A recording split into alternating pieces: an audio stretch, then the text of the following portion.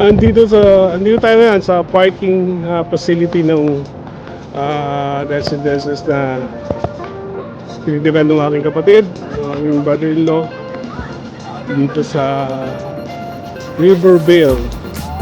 At ang kanilang parking lot, yung parking building. Ayan. Walang halos gano'ng sasakyan. Kasi mahirap mag-acquire ng sasakyan sa kanila dito. Even mga Singaporeans and permanent residents ay hindi ganun kadali makakuha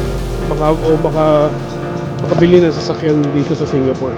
Parang very tedious yung kanilang process para makabili ka ng sasakyan dito. At isa sa iniiwasan kasi ng Singaporean government ay para makontrol nila yung volume ng sasakyan. Kaya dito hindi ka makaka-experience ng border ng our traffic.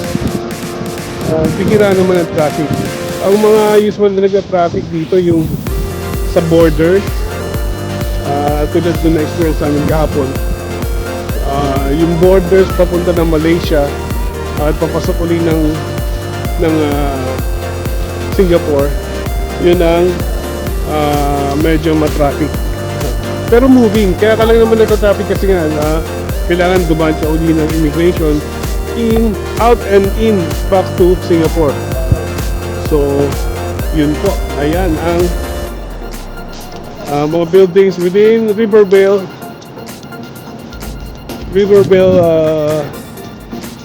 Drive. Ayan. Alright. Again, magandang umaga and Happy New Year to everyone. This is Rock Vendors TV. Peace.